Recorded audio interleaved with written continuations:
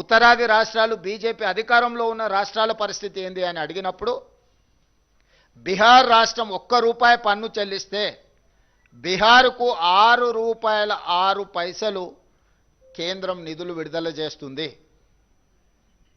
మధ్యప్రదేశ్కి ₹1 మధ్యప్రదేశ్ ప్రజలు పన్ను చెల్లిస్తే ₹2.09 మధ్యప్రదేశ్కు కేంద్ర ప్రభుత్వం నిధులు కేటాయిస్తుంది. అదే పెద్ద రాష్ట్రమైన ఉత్తరప్రదేశ్ పరిస్థితి ఏంది అని అంటే ₹1 ఉత్తరప్రదేశ్ కేంద్రానికి చెల్లిస్తే ₹2.03 ఈరోజు ఉత్తరప్రదేశ్కి కేంద్రం నిధులు విడుదల చేస్తుంది. మరి ఇప్పుడు నేను కేంద్రం నుంచి వచ్చి కేంద్రం మీకు ఇన్ని లక్షల కోట్లు ఇస్తుంది అని చెప్పినప్పుడు నేను స్పష్టంగా బండి సంజయ్ గారిని, కిషన్ రెడ్డి గారిని, ఇతర రాష్ట్రాల నుంచి వచ్చిన వాళ్లకు ఎట్లాగూ మన పట్ల, మన రాష్ట్రం పట్ల ప్రేమ లేదు, వాళ్ళు మన వాళ్ళు కాదు, వాళ్ళు మనకు నిధులు ఇవ్వరు, కేంద్ర మంత్రిగా పనిచేస్తున్న కిషన్ రెడ్డి గారిని, బండి సంజయ్ గారిని నేను అడుగుతున్నా, దక్షిణాది రాష్ట్రాలకు కర్ణాటక, తమిళనాడు, కేరళతో పాటు తెలంగాణకు తీరని అన్యాయం జరుగుతున్నప్పుడు మిగతా 3 రాష్ట్రాలను పక్కన పెట్టని తెలంగాణ రాష్ట్రం ₹1 చెల్లిస్తే 42 పైసలు మాత్రమే మనకు వస్తున్నప్పుడు ఏ రోజైనా మోడీ గారిని కానీ, కేంద్ర ప్రభుత్వాన్ని కానీ, ప్లానింగ్ కమిషన్ను కానీ, నీతి ఆయోగ్ను కానీ మా పట్ల వివక్ష ఉన్నది, మాకు రావాల్సిన నిధులు రావడం లేదు, ఇంకొక పక్కన బీహార్కు ₹6.06, మధ్యప్రదేశ్కు ₹2.09, ఉత్తరప్రదేశ్కు ₹2.03 మీరు అత్యధికంగా నిధులను తరలిస్తున్నారు. ఇది వివక్ష.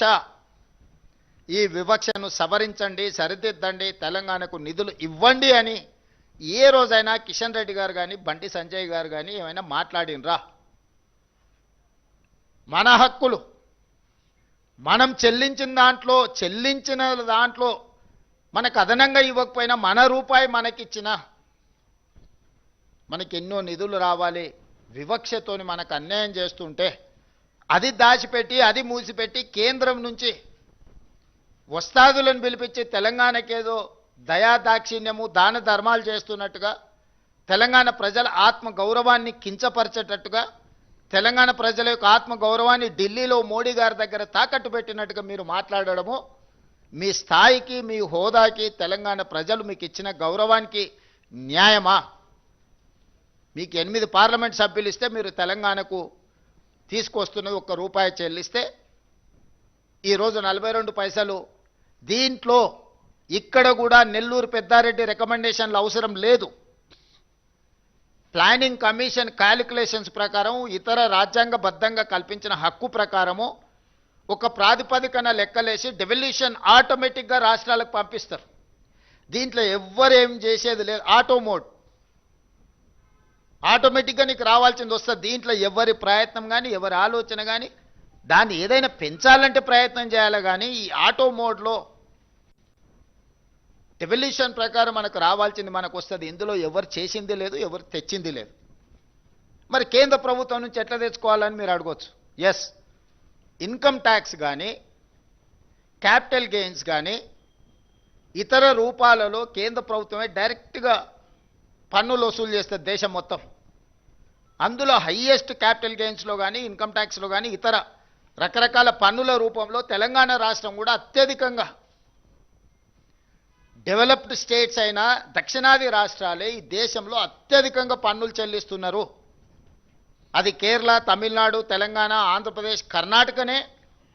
దాదాపుగా ఈ దేశంలో వసూలు చేసే పన్నుల్లో 40% పైగా కేవలం ఈ 4 రాష్ట్రాల నుంచే ఈరోజు మనం చెల్లిస్తున్నాము. అవి సరాసరి కేంద్ర ప్రభుత్వం దగ్గరికి వెళ్తాయి. కేంద్ర ప్రభుత్వ ఖజానాలో ఈ నిధులన్నీ ఉంటాయి. ఈ ఖజానాను మన దగ్గర వసూలు చేసిన ఇతర పన్నులు కేంద్ర వాటాలు పెట్టి కేంద్రము జాతీయ ప్రాజెక్టులుగా, లేకపోతే కొన్ని ప్రాజెక్టులను కేంద్ర ప్రభుత్వమే అడాప్ట్ చేసుకొని, లేకపోతే స్పెషల్ ప్యాకేజెస్ ఇతర రాష్ట్రాలకు ఇస్తుంటారు కొన్ని రాష్ట్రాలకు. అట్లా మీరు బీహార్కి ఇచ్చిండ్రు, లేకపోతే గుజరాత్కు తరలించకపోయారు ప్రాజెక్టులు, బుల్లెట్ ట్రైన్లు, లేకపోతే ఇతర విమానాశ్రయాలు, రకరకాల అభివృద్ధి కార్యక్రమాలన్నిటిని ఇతర రాష్ట్రాలకే తీసుకెళ్ళిండ్రు. మెట్రో రైలు కానీ ఇతర ఏ ప్రాజెక్టులు చూసుకున్నా కేంద్ర ప్రభుత్వము తన యొక్క విచక్షణ అధికారాన్ని ఉపయోగించి మంజూరు చేసే ప్రాజెక్టు ఏదైనా తెలంగాణకి ఇచ్చిండ్రా?